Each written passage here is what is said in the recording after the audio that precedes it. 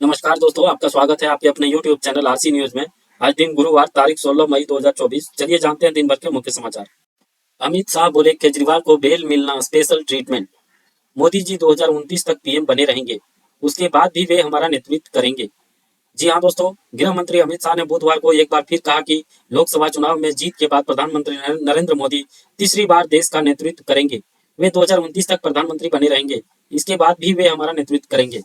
गृह मंत्री ने तिहाड़ से दिल्ली के मुख्यमंत्री अरविंद केजरीवाल की रिहाई पर कहा, मेरा मानना है कि यह कोई रूटीन जजमेंट नहीं था। देश में कई सारे लोग हैं जिसका मानना है कि केजरीवाल को सुप्रीम कोर्ट से मिली अंतरिम जमानत स्पेशल ट्रीटमेंट है। प्रधानमंत्री मोदी बोले, कांग्रेस धर्म के आधार पर बजट बांटना चाहती है। उनकी सोच अल्पसंख्यकों पर 15% खर्च हो।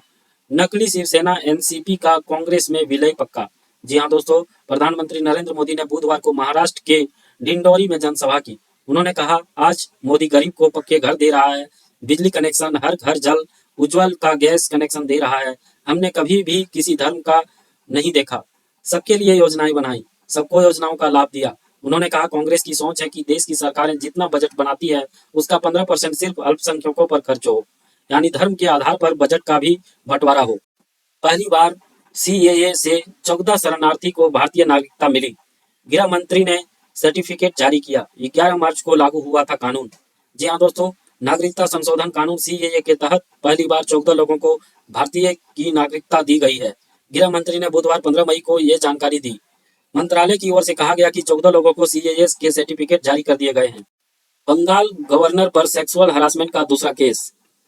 क्लासिकल डांसर बोली, बॉस ने दिल्ली के होटल में शोषण किया, पूर्व स्टाफ भी लगा चुकी आरोप। जी हाँ दोस्तों, पश्चिम बंगाल के राज्यपाल सीवी आनंद बोस के खिलाफ सेक्सुअल हरासमेंट का एक और केस सामने आया है। उन पर एक ऑडियो क्लासिकल डांसर ने दिल्ली के एक 5 स्टार होटल में यौन उत्पीड़न का आरोप लगाया है। शिकायत अक्टूबर 2023 में दर्ज कराई गई थी। न्यूज एजेंसी पीटीआई के मुताबिक बंगाल पुलिस ने पिछले हफ्ते राज्य सरकार को जांच रिपोर्ट सौंपी है।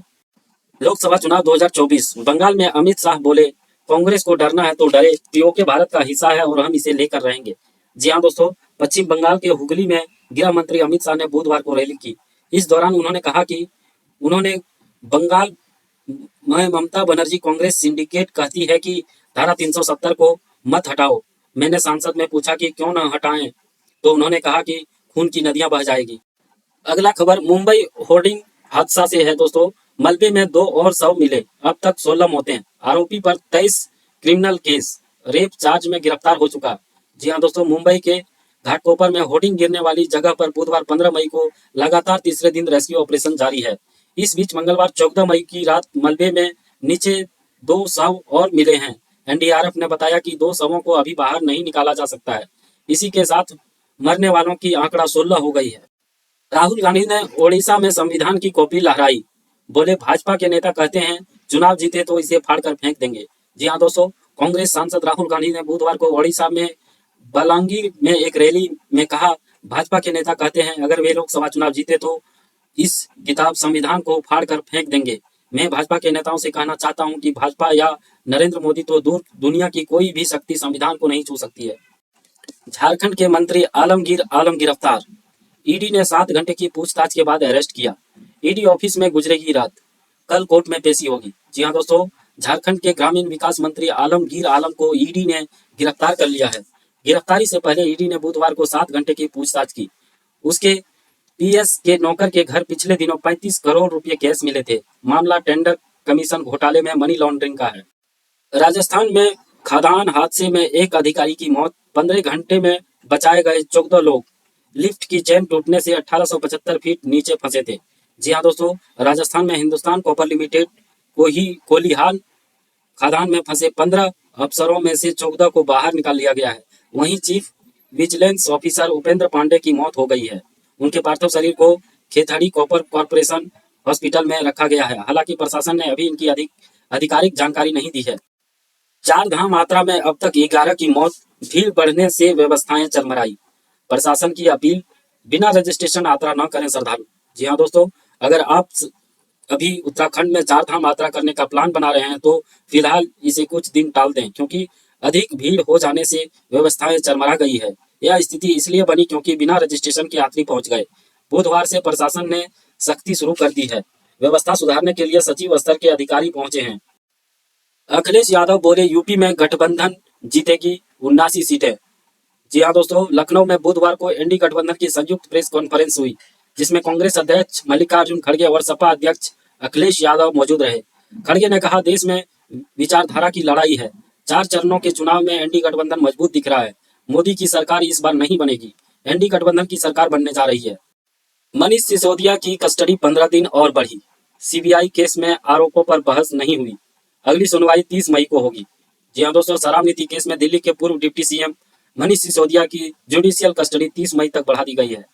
राउज एवेन्यू कोर्ट में बुधवार 15 मई की सुनवाई के दौरान स्पेशल जज कावेरी बावेचा ने कहा कि मनीष के खिलाफ सीबीआई केस में 30 मई को आरोप तय किए जाएंगे। राहुल गांधी के सामने रायबरेली बचाने की चुनौती। 3 चुनाव में बड़ा फेरबदल। सोनिया गांधी की जीत का मार्जिन आधा रह गया। जी हाँ दोस्तों, गांधी परिवार की खामोशी ने रायबरेली सीट को सुर्खियों में रखा। अचानक ऐलान हुआ राहुल गांधी चुनाव लड़ेंगे।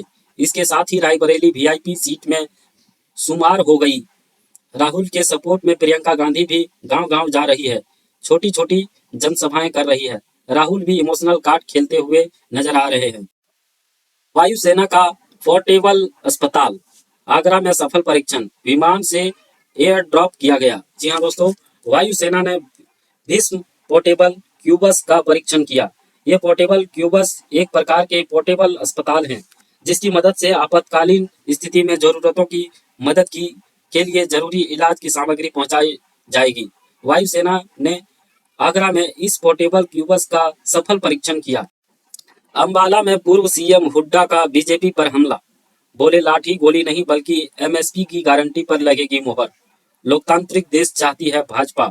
जी हाँ दोस्तों, हरियाणा के पूर्व सीएम उपेंद्र सिंह हुड्डा की ने बीजेपी सरकार पर जमकर जुबानी हमला बोला है। उन्होंने अंबाला छावनी में कहा कि लाठी गोली नहीं बल्कि एमएसपी की गारंटी के नाम पर रिकॉर्ड तोड़ बेरोजगारी नहीं बल्कि 32 लाख सरकारी नौकरी के नाम पर, युद्ध क्षेत्र इजराइल में मजदूरी करने के लिए नहीं बल्कि 1 लाख रुपए की सालाना एम्प्लॉयमेंट गारंटी के नाम पर, डर और अपराध के लिए नहीं बल्कि सुरक्षा की गारंटी के नाम पर इस बार हरियाणा की जनता वोट देने जा रही है। योगी बोले, पाकिस्तान से प्यार है तो वहां जाकर भीख मांगे। बुंदेलखंड की तोप बॉर्डर पर गरजती है तो उनकी पैंट गीली हो जाती है। जी हाँ दोस्तों, यहाँ कुछ लोग हैं जो पाकिस्तान का राग अलाप रहे हैं। उनसे बोले, पाकिस्तान से इतना प्यार है तो जाओ न पाकिस्तान, भारत पर बोझ क्यों बने हो? वहां जाकर कटोरा लेकर भीख मांगो।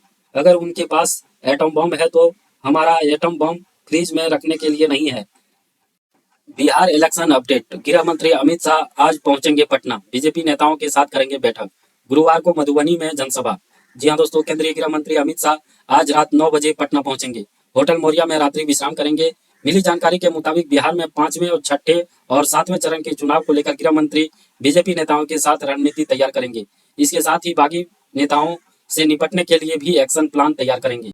तेजस्वी यादव बोले, मुख्यमंत्री हमारे साथ गिरिराज का पलटवार, जंगल राज 3 नहीं होगा। चिराग ने कहा, उनको इतना एहसास है कि बिना नीतीश के वह चुनाव नहीं जीत सकते। जी हाँ दोस्तों, एनडीए के नेताओं ने नेता प्रतिपक्ष तेजस्वी यादव के उस बयान पर निशाना साधा है जिसमें उन्होंने कहा था कि नीतीश कुमार भले ही एनडीए के साथ हैं लेकिन असल में मुख्यमंत्री हमारे साथ हैं। इस पर पलटवार करते हुए गिरिराज सिंह ने कहा कि तेजस्वी यादव घबराए हुए हैं, वे डरे हुए हैं। गिरिराज ने कहा कि उनके साथ कोई वोट नहीं है, इधर हमारे साथ हमारे नेता प्रधानमंत्री नरेंद्र मोदी, मुख्यमंत्री नीतीश कुमार हैं। जेपी नड्डा बोले, आरजेडी का फुल फॉर्म रिश्वतखोरी, जंगल राज, दलदल है, पाताल समुद्र अंतरिक्ष जमीन में कांग्रेस ने घोटाले किए, लालू जी तो चारा तक खा गए।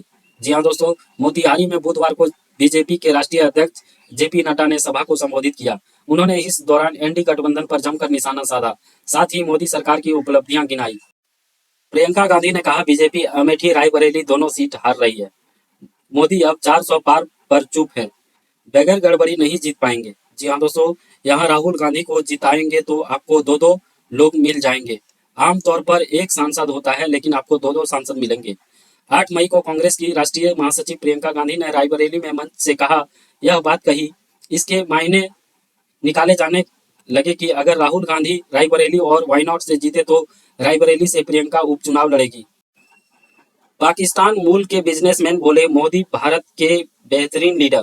कहा पाकिस्तान को भी उसके जैसा नेता चाहिए जो समस्याओं का हल निकाल सके।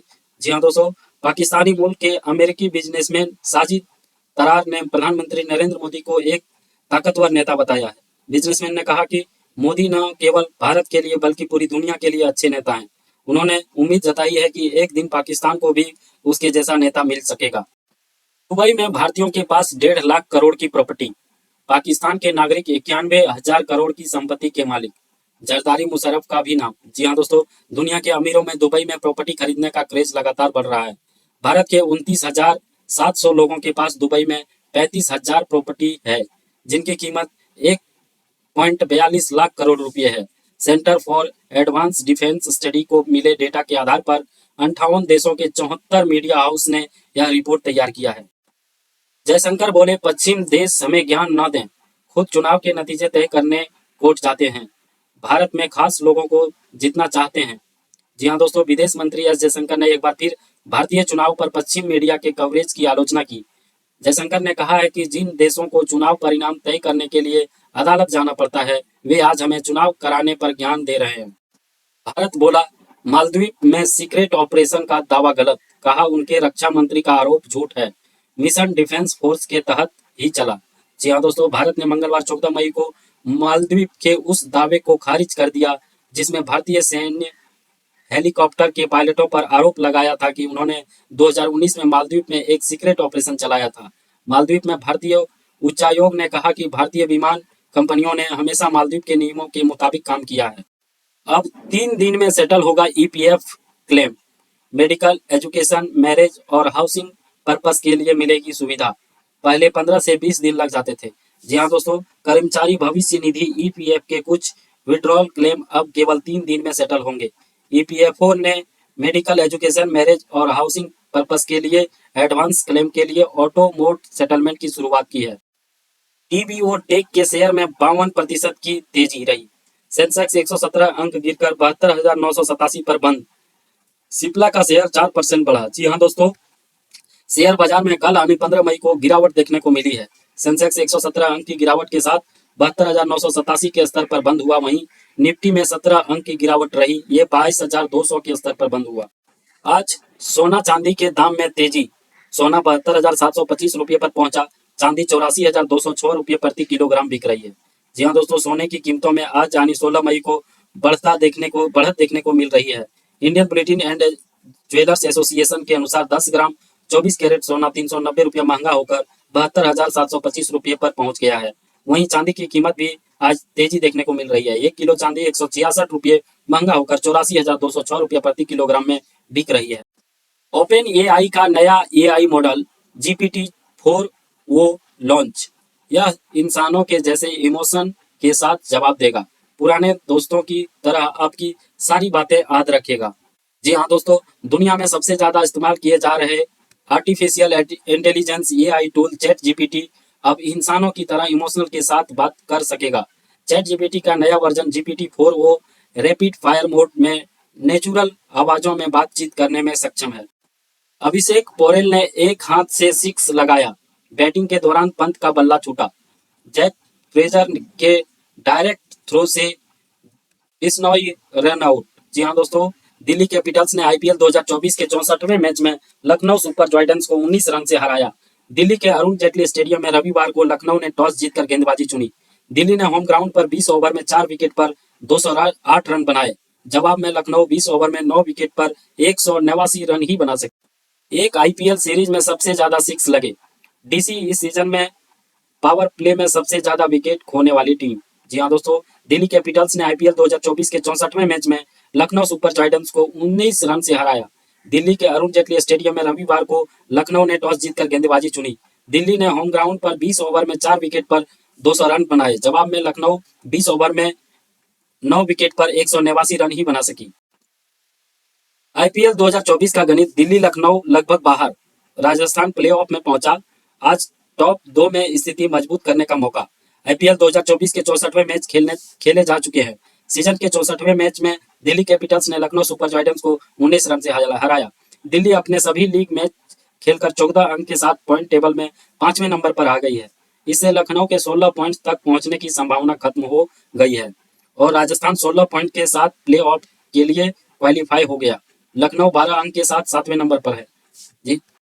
RR versus PBKS fantasy 11। Harshal Yuzvendra अपनी टीम के top wicket taker Sam Curran को कप्तान चुन सकते हैं। जी हाँ दोस्तों, इंडियन प्रीमियर लीग आईपीएल 2024 के 65वें मैच में आज राजस्थान रॉयल्स का सामना पंजाब किंग्स से होगा। मैच राजस्थान के दूसरे होम ग्राउंड गुवाहाटी के बरसापारा क्रिकेट स्टेडियम में शाम 7:30 बजे से खेला जाएगा। आपका बहुत बहुत धन्यवाद दोस्तों, हमारे YouTube चैनल आरसी न्यूज को देखने के लिए। आप ऐसे ही बड़ी खबरों को देखने के लिए हमारे चैनल को सब्सक्राइब और लाइक कर सकते हैं।